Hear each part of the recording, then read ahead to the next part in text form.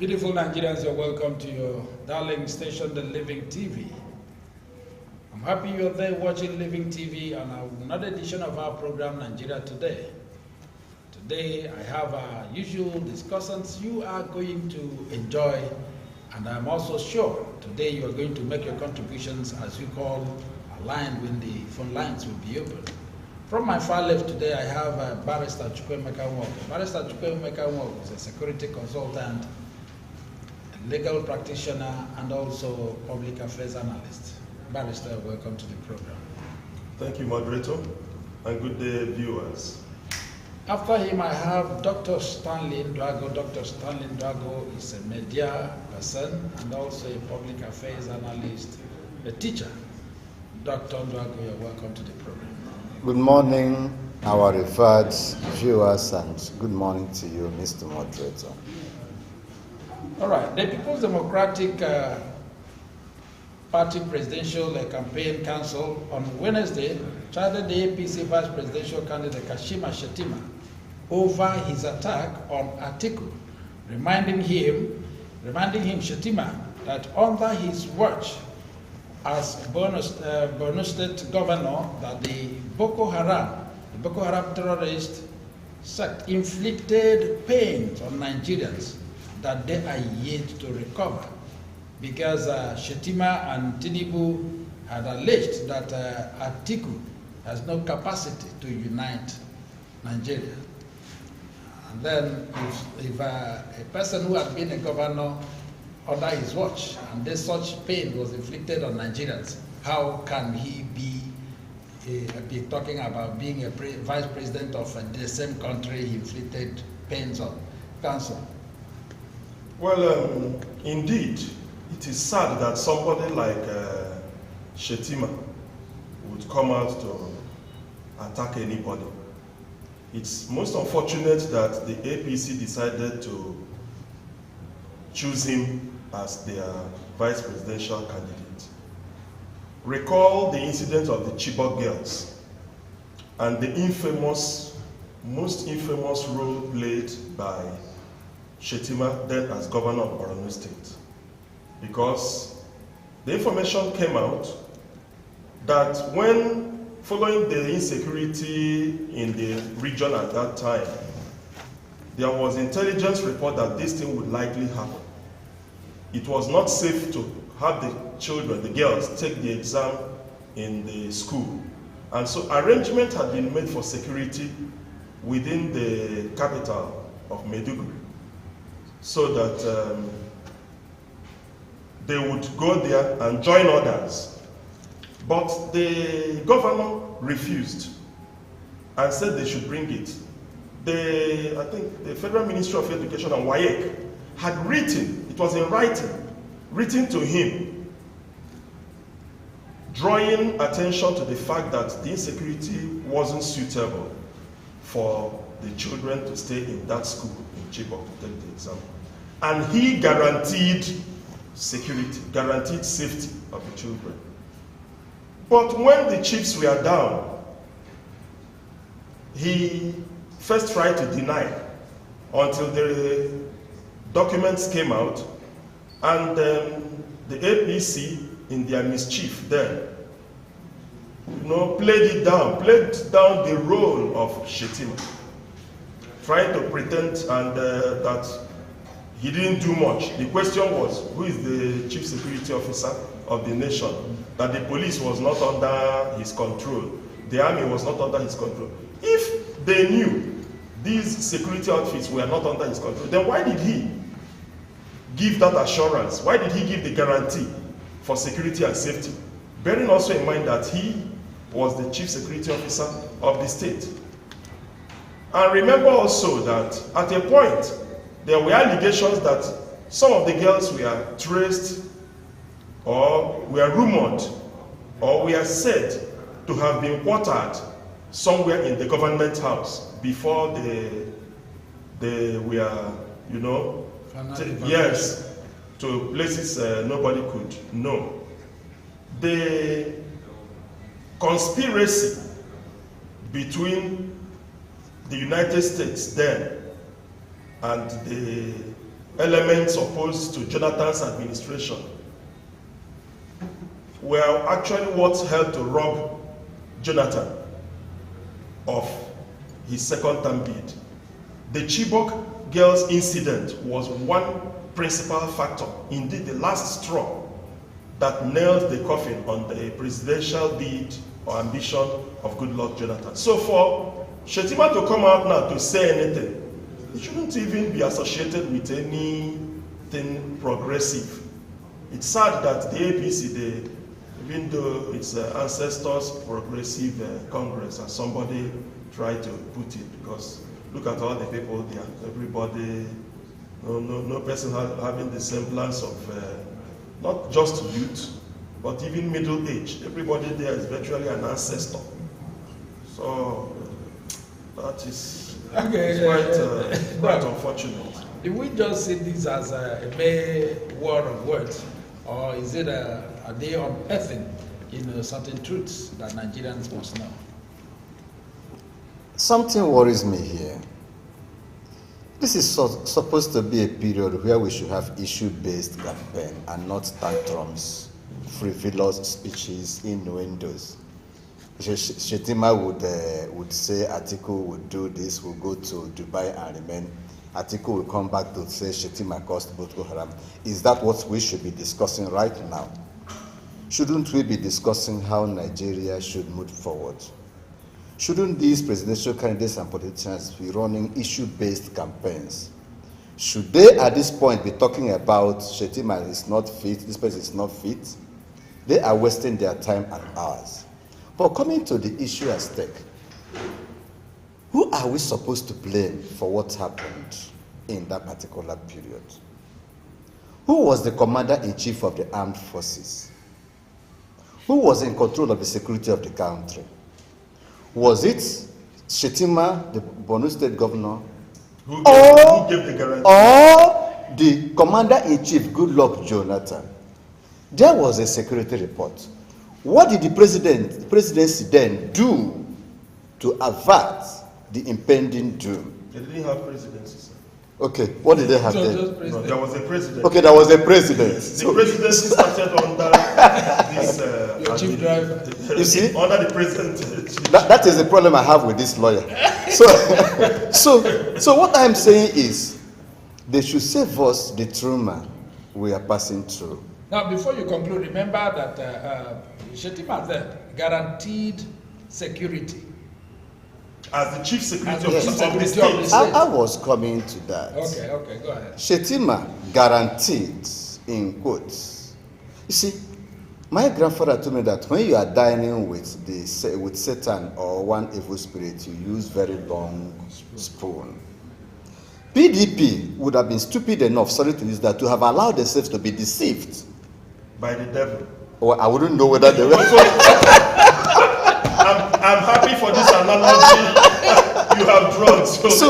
So they allowed themselves to be deceived, and they paid dearly for it. Jonathan, even I was told that, even as at that morning, that night, the report came that these girls have been abducted. Some people told Jonathan, don't mind them, don't mind this. They dismissed it until the worst happened. And today, it has become an issue they are using. So what I am saying is that these people have nothing to tell us. They lack ideas, they lack policies they present to us, and that is why they are coming up with this. Whereas for Shettima, he's neither my friend nor my enemy. However, if going by more standards of principles, he has no business trying to get to the presidency as a vice president. Atiku himself, who is also a firing bag, because what we are saying is fire and crossfire, yes, still should have no business trying to vie for that office, because both of them are the province of Nigeria.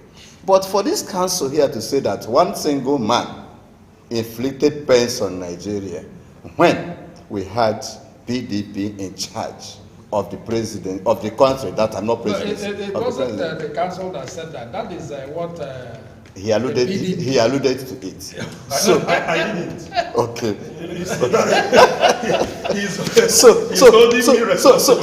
for PDP now to come and tell us that a single man, one Shettima, cause pains to Nigerians is an admission that they also failed in their responsibility to secure Nigeria, because the principal duty of every government is to guarantee security of lives and property. So PDP failed. They should not stop. They should not. All right. The Benue State Governor Samuel Otom, has described the Labour Party presidential candidate Mr. Peter Obi as the finest standard bearer in terms of education, performance, character, and the passion to rescue the country.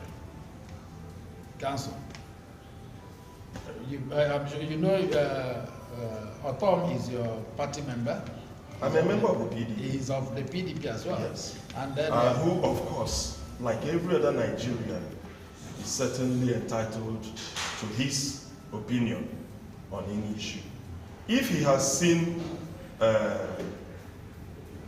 Peter Obi as the finest among the lot, it is because, taking certain parameters into consideration, he is convinced that that is the case. You see, let's look at it this way. Doc has said we should look at issue-based campaign, and I agree entirely with him. When we were in primary school in those days, I think it was in elementary 6 or primary 6, 6 blind men approached an elephant. One from the leg, one from the body, one from the trunk, the horn, that's the tusk, the ear, like a fan. And each of them was analyzing from his own perspective what the entire now looks like. Just like looking at the APC, the structure they have. This man we talked about now, who is supposed to be more like a spare tire. I didn't say he's a spare tire. More like in the position of a vice president. Because the spare tire doesn't begin to function well until the main tire goes. Fine. Now, rather than tell us what they would be doing, and what he, as vice president, his role, which he does not understand. Clearly, he demonstrated crass ignorance about the role of a vice president. He swapped the duties. He is already seeing himself as the commander-in-chief, in charge of security, because he said that he would be the one in charge of the troops, that he would lead from the front, while his Oga, his boss, will now be in charge of the economic team. The vice president is in charge of the economic council, while the president remains the commander-in-chief. But Shetima is already commander-in-chief. Psychologically, assuming, God forbid, the APC takes over reins and he finds himself as vice president, he's already commander-in-chief. You can now imagine what will happen. Implosion.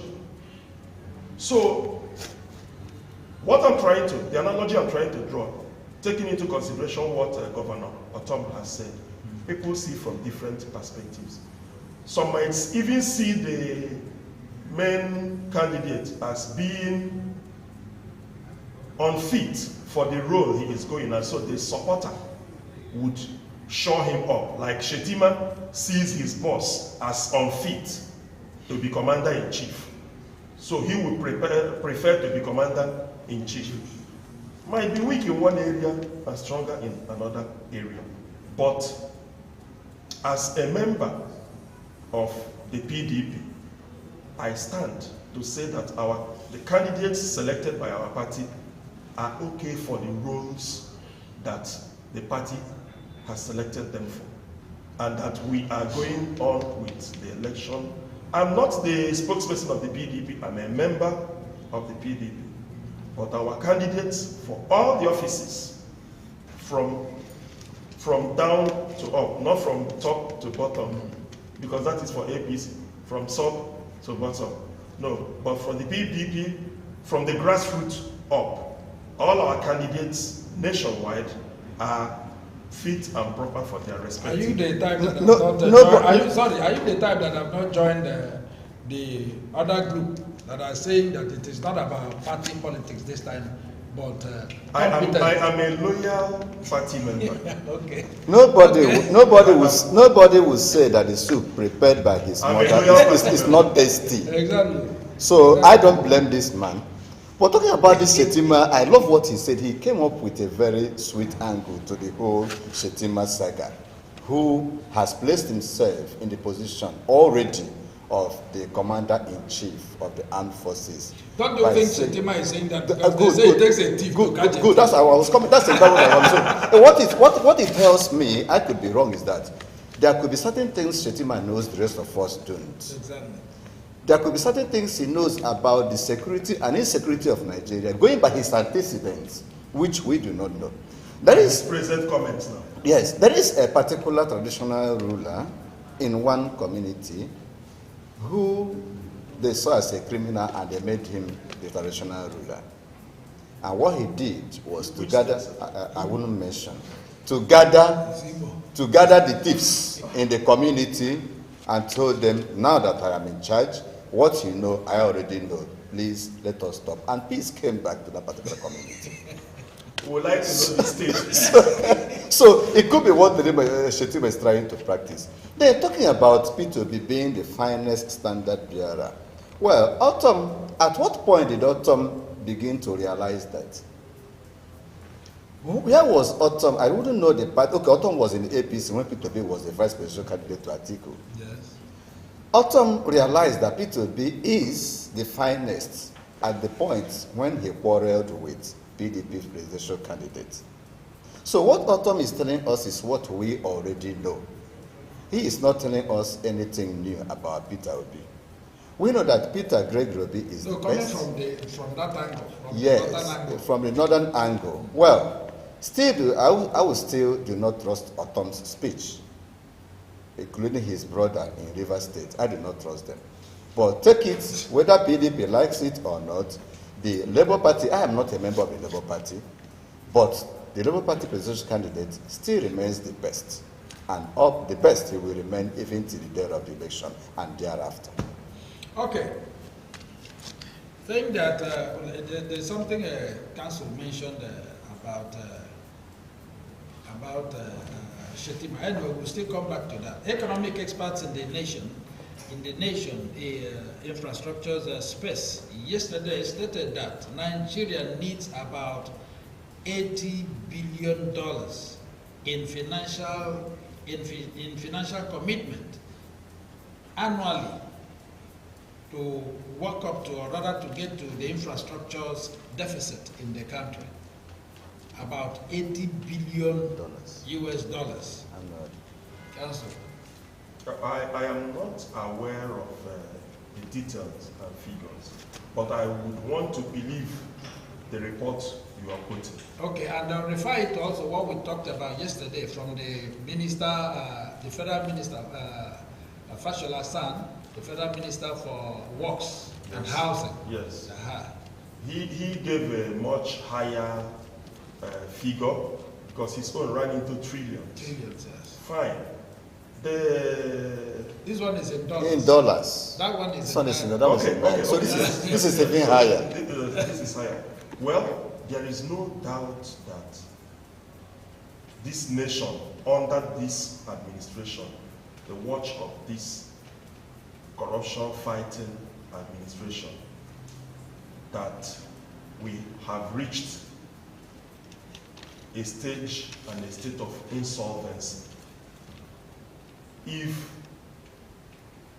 China of all countries can refuse to give you loan, as informed us by this administration, that even China has refused to give loan to us, then that's I don't know where else.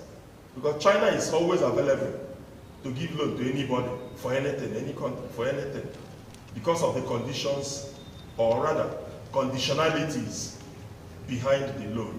And so when China, you have taken to the extent that China says, look, we can no longer give you loan. Then as Igbos will say, Because according to them, Nigeria has exceeded its limit. That is what I'm saying. I said insolvency, the inability to pay your debts. That is just the state. Some analysts have put up the conditions or features of a failed state and juxtaposed it with what we have in Nigeria and come to a conclusion that this nation is a failed state. Going by those parameters, it's a failed state. Let's not digress. However, coming to what you have said, if we borrow from what the Minister for Works said, then that figure might even be low also. But I'm happy they said it will be annually, meaning that is not even a one-off payment. This administration deliberately mismanaged the economy and borrowed to such a ridiculous extent that whosoever is coming after them would be unable to run government. Okay, Doc, you heard it, and we are still talking about in very few months now. This government will be out, and the new government will be ushered in.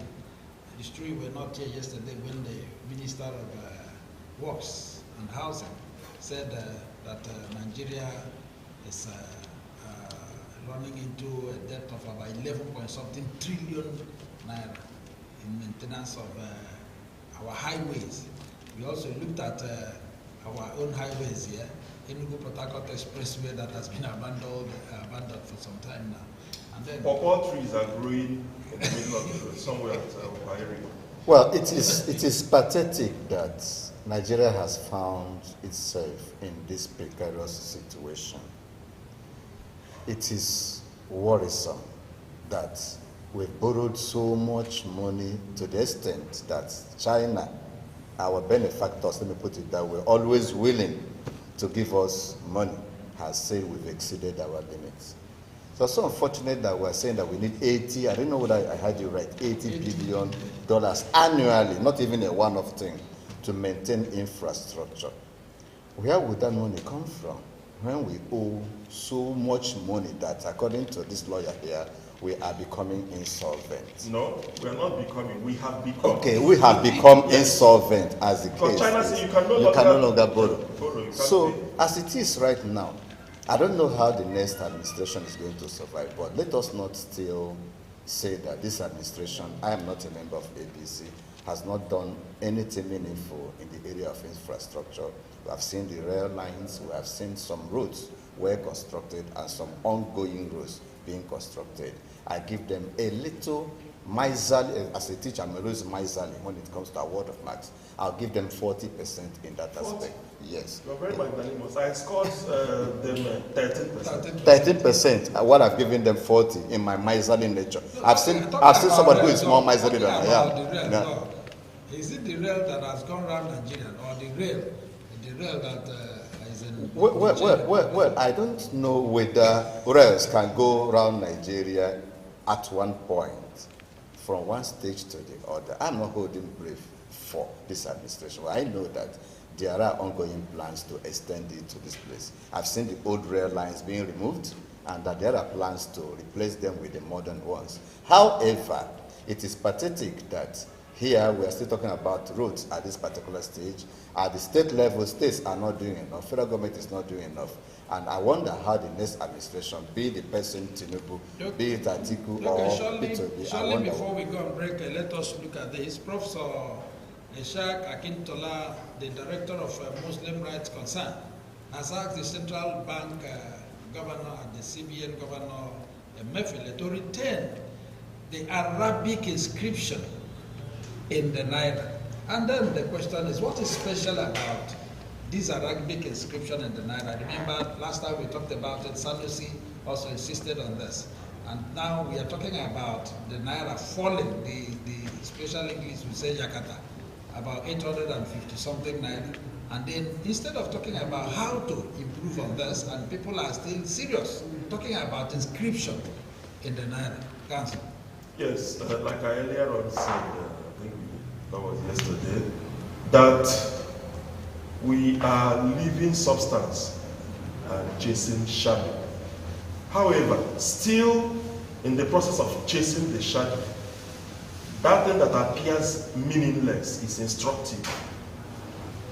Nigeria is a member of the Organization of Islamic Countries. That symbol there is indicative to those who know and who understand that this currency that we are using, the Naira, is rooted on Islam, fundamentally. So they just want that demonstration always, at every point in time, for it to be demonstrated that Nigeria is a member of the Organization of Islamic Countries. Once you take up our currency and look at it, with that Arabic inscription there, you already know. That's why they are insisting. Whether it will affect the value of the Naira or not is an entirely different thing. But I have a poser. What is the meaning of Naira? I tried to and what is the meaning of that inscription, of the Arabic inscription in the Naira. I bothered to ask, and I was told that whichever inscription, if it is 5 Naira, that the Arabic inscription just said 5 Naira in Arabic. That's all. But why use Arabic on it? And the one I've not been able to understand, nobody has given me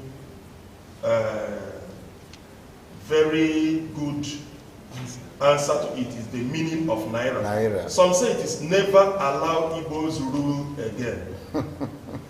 Well, that's taken from Nigeria. I was told. Okay, please, Doc, before you take it, I want you also to look at this. What is so special about a tribal inscription in a multi-ethnic country like Nigeria, a particular tribe? That was the area I asked the question on some time ago. Nigeria is a secular nation. It's a multi-ethnic nation.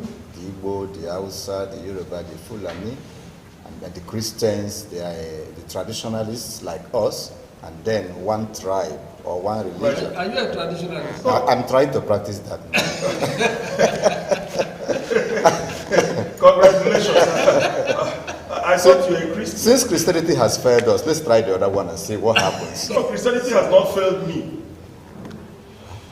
I think that would be a If matter. You are looking at denominations and the pastors. If has failed me, let me not say us, has failed me as a person. And maybe time wouldn't permit me to begin to share my ugly experiences in the hands of so-called Christians. So that is why when I'm filling out a form, wherever I say religion, it takes me some 5 minutes to know what to fill in there, whether to fill Christianity or something else. But we'll discuss that at an appropriate time. So now, I don't see any reason to have one inscription, Arabic inscription on the Naira note, when there are other ethnic groups and religions. And I wonder why Jonathan was not able to battle that when he was the president, because I know that there was a time we issued new currencies under Jonathan. I don't know whether I'm right or not. And that was the time we thought that now that a Christian is there, instead of having that, he should be removed. But if the inscription there means no harm to other ethnic groups, will cause no harm to the value of the currency, or if it means maybe you have 5 Naira and the inscription that tells that it is 5 Naira, then I don't see anything problem with that. However, it shouldn't have been in the first instance that we have the Arabic inscription on the Naira note without having that of the Christians or traditionalists on the Naira note. If they want it, let them put that of Christians and then that of traditionalists or Fonogu on that particular day so that it will balance. All right, our wonderful viewers, I'm happy you're there watching Living TV. We are going to go on a very short break. If we come back, Nigeria Today continues. Don't go away.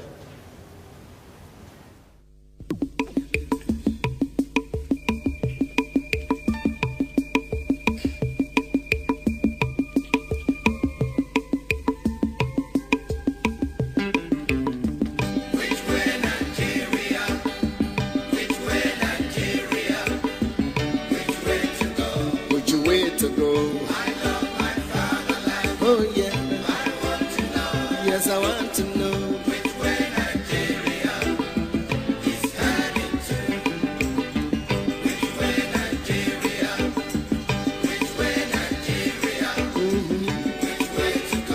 which way to go. I love my fatherland. Oh yeah, I want to know. I want to know Which way Nigeria is heading to. Many years after independence, we still find it hard to start. How long shall we be patient before we reach the promised land? Let's save Nigeria, so Nigeria won't die. Which way Nigeria? Which way?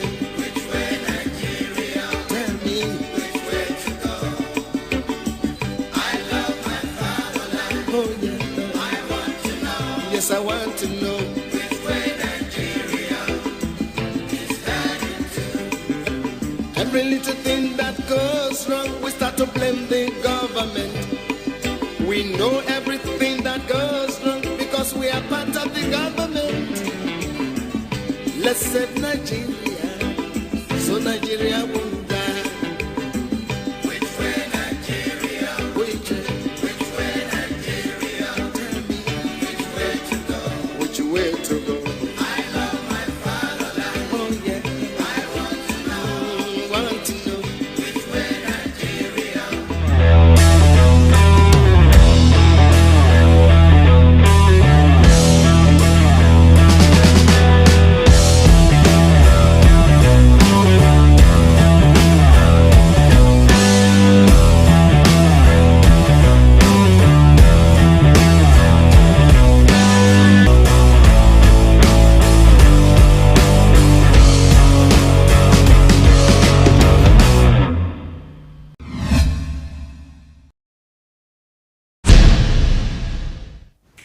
I'm happy you're still there watching Living TV and also your favorite program, this edition of Nigeria Today. And we'll keep getting to you, or to your doorsteps as it is in Nigeria every day. All right, today, the terrorists who abducted 39 children in Katsina State are now demanding 30 million naira. They equally demanded for a dialogue with the owner of the farm where these people were abducted, and they said it is either of the two, either the 30 million or a dialogue with the farmer. They will never release those children. Well, In Katsina State. in Katsina State, Yes. I would suggest that they get the Farmer. public relations officer of the bandits to discuss. Since that is, I'm talking about Gumi. Yes, he's the self-appointed spokesperson of the bandits. He has told us what his people will do when we put all the naira into the banks for change. Go for dollars. Yes, that they will change the operations. He has said it. He's walking about a free man, and nobody has said anything to him. He's moving about freely. So let them get the public relations officer, their media person and spokesperson, to go further and discuss. Usually, they will go further to make the amount, quite big. I don't know, for 30 children, they're asking for 30 million naira. Very much unlike their usual... 39 children. Yes, their signature, usually. But the area that is now worrisome is discussing with the owner of the farm. What do they want to discuss with the owner of the farm? This is another reason why we need the PRO to go and ask them. Because if you are the owner of the farm, or Doc, you are the owner of the farm, will you agree to... You go with Doc. No, the owner will never agree to go and discuss with them. First, before you go into such discussion, you have to know what the issues are, so that you prepare ahead. So to just say, go and discuss with bandits and kidnappers, what are the issues?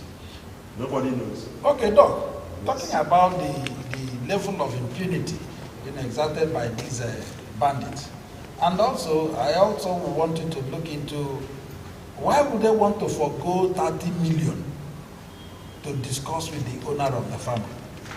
That is what worries me here. Well, first of all, let's talk about the level of impunity exhibited by these bandits in the north. I am forced to believe that something and somebody, some powerful forces are behind them. We are told in one Igbo adage that when you see a little bird, the ones are dancing by the wayside. Somebody somewhere in the bush must be beating drums for it. For these boys to be acting with so much impunity means that there are some powerful people in the north behind them. And I remember some time ago, the federal government said we've identified those behind all this. We're going to expose them very, very soon. That soon has not yet come, maybe, for them to expose these boys. So how do they get these arms? How do they operate and go unchallenged to the extent of saying we want to negotiate? What is the negotiation all about? What facts do they want to establish? What actually do they want to achieve by trying to negotiate with the owner of the farm? I don't have facts of that matter. Maybe let me support my brother here that we should look for or call their PRO or representatives to find out what actually they need or what they want to achieve. Self-appointed, yes. What they want to achieve. And the government has been relating with him as such. The bandits trust him. It's the go-between. Yes, and the government also trusts him. So that means that there are certain things we know, there are certain things about them they are not telling us, which they may never tell us. So that's my take. Okay, considering the 80-page document titled Renewed Hope 2023, Action Plan for a Better Nigeria, which highlighted key economic issues to be addressed if elected as the president by the APC presidential candidate, Bola Ahmed Tinubu Bat, if I should borrow council's words. And then, in Nigeria today, should we be looking at those such beautiful documents, or are we looking at individuals who can handle the affairs of this country? Council. Well, ordinarily, my good friend and brother Doc has said that we should be looking at issue-based campaign. So ordinarily, such a document ought to convey the issues to be addressed. But you say it is how many pages? 80. If it is more than 2-3 pages, then people are being economical with the truth. Somebody came up with, was it a 7-point agenda some time ago? Analysts said if you are taking more than 3, 4, not even up to 5, not even up to that you are not going to be realistic. Come out and tell us you will address, let's say, power, security, and self-sufficiency in food production. If you deal with these 3, they have a way of addressing other areas. That is true. We are having problems with food production today because the farmers have been displaced by insecurity. The warning was given a long time ago. Go to the market today and try to price a 4-liter paint bucket of tomato, what we call paint. Go to the market. For those of us who cook, we understand. Some of you do not enter the kitchen year in, year out, so you don't understand. So when you go to buy and you try to price it, just know what you'll be told. If you address power and get it running stable like Ghana has done, a substantial chunk of petroleum product being consumed by Nigerians today is channeled towards generating power because the public power sector is comatose everywhere. And that being the case, when you address it, some of these challenges we also facing will begin to come down. Deal with the issue of hunger. A hungry man is an angry man. When people are hungry, they can do anything. They can do anything to survive. So you start by addressing hunger. Start by addressing insecurity. Start by addressing power, because production runs on power. If you're able to get these 3 sorted out, next would now be education, health, in that order. They will start falling into place. So to tell me you have produced an 80-page document, I would want to bet almost anything that the man who is brandishing that document does not know the contents. It's been dusted up by some whiz kids. They are all over the place. You know, you have them in every campaign organization, even in offices. Even here in Living TV, we have them. Some of them are behind the screen, making it possible for us to be seen. Very smart, intelligent guys. You give them the assignment. 2 of them will handle 3 pages, and so on and so forth. They come up with something and give, and is it okay? Yes, sir, it's okay, sir. And he comes and gives it to the press. That is my mission statement. But you and I know that such a document is reasonable and unrealizable. One of the key issues highlighted in this is the economic issues. And maybe because of what you said, that someone already is taking charge of the commander-in-chief. So that is why these 80 pages majorly is on the economic issues done. Well, I do not see anything wrong in having an 80-page document as your manifesto. P2B developed 40-something pages, which was withdrawn. This other guy, Tinubu, has developed his own 80 pages. I don't know how many pages Atiku is going to come up with. I do not see anything wrong in having that, but my issue is, will they be implemented? Or are they just producing these things to make sure that the public will see that they have something in print? I therefore ask them to do little of writing and do more of implementation of policies. That is what will help Nigeria. Well, because of our time, we would have gone into this war of words between the APC and PDP, where it was alleged that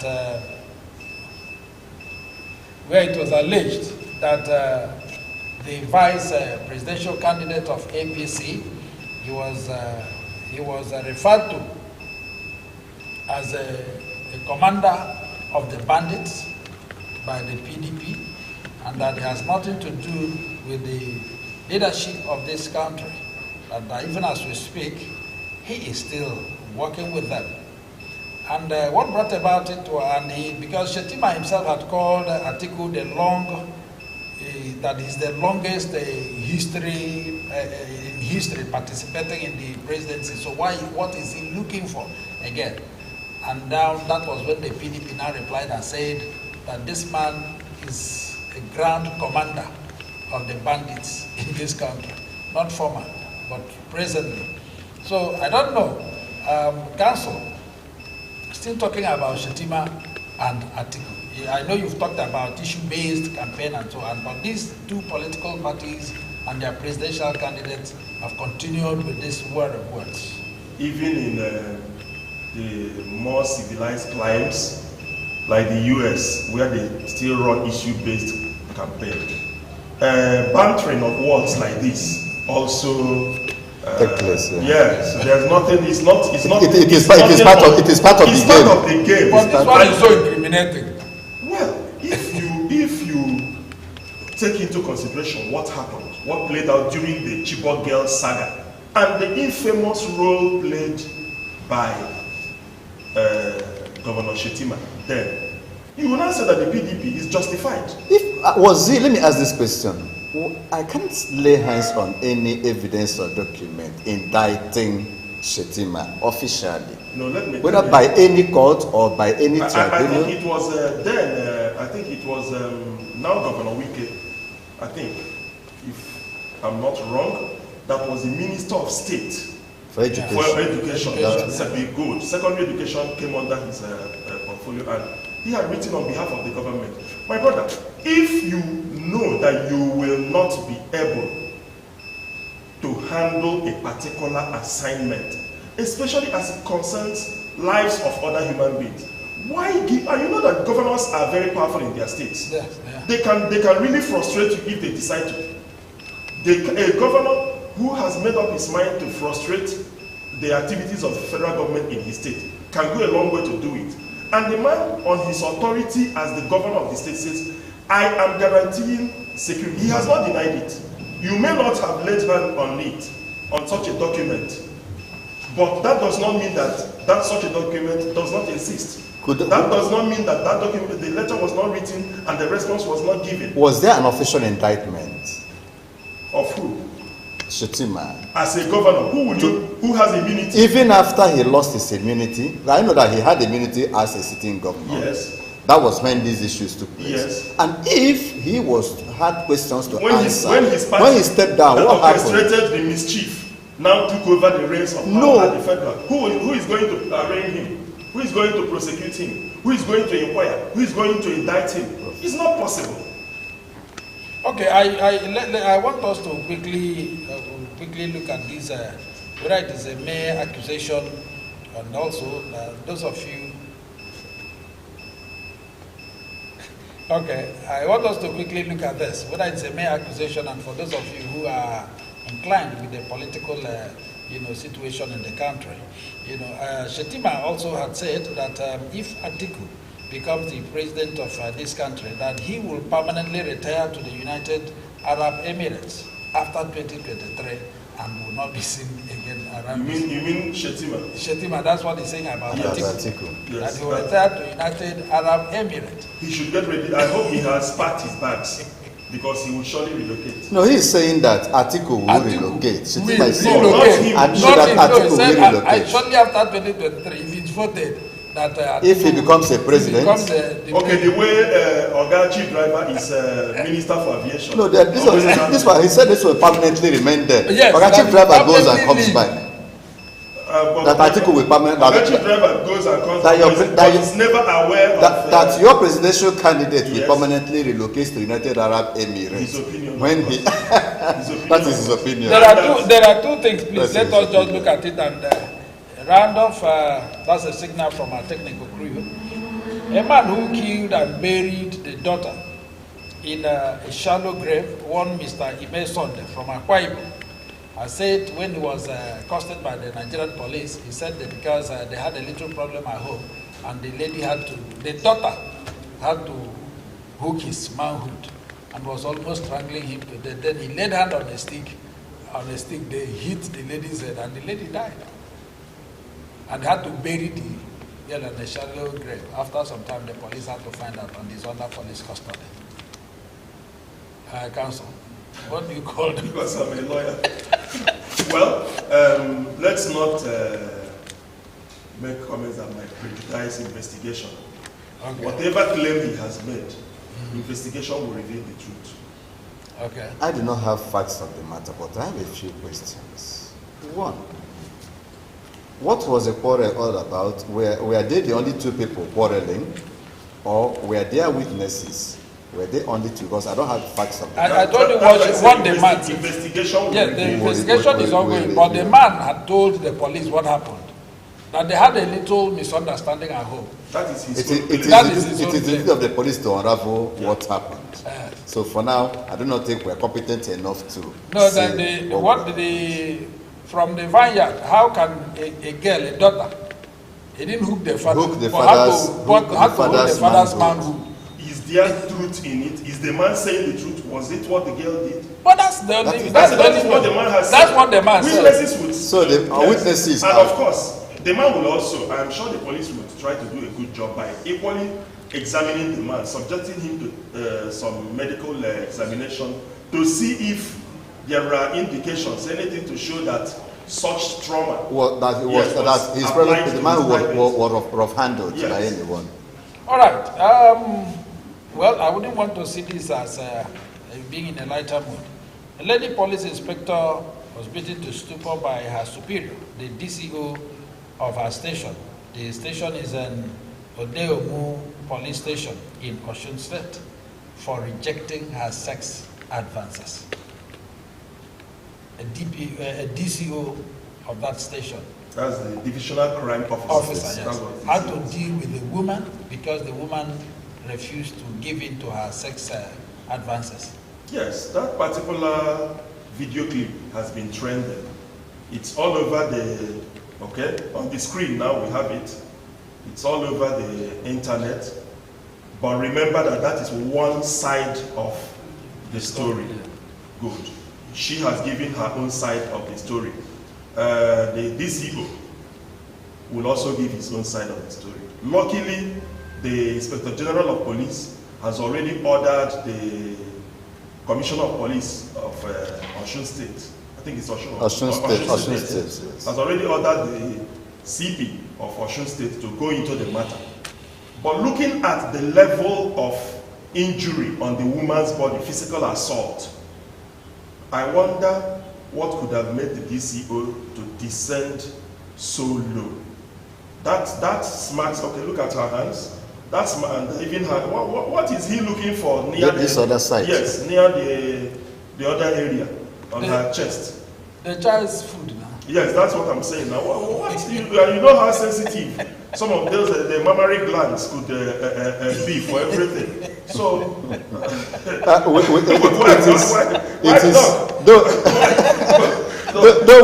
medical doctor.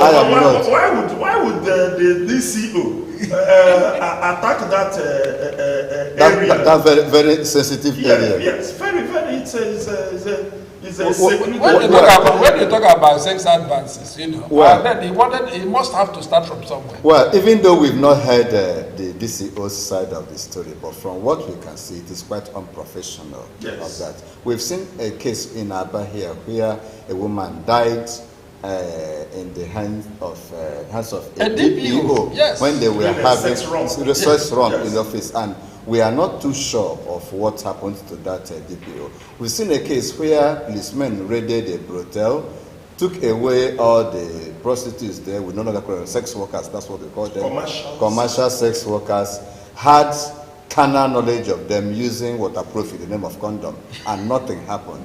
We've seen cases where women were forced into sex by IPOs, women whose husbands were suspects and were forced into sex wrong by IPOs in the name of assisting their husbands. We've had cases where if you know your husband will not go bail. He go die there. We've seen cases where some suspects were pushed into sex by some policemen, and nothing much has been done about it. But I am happy that this one is between a policeman and a policewoman, and I know that the police authorities will do something about it. But whatever thing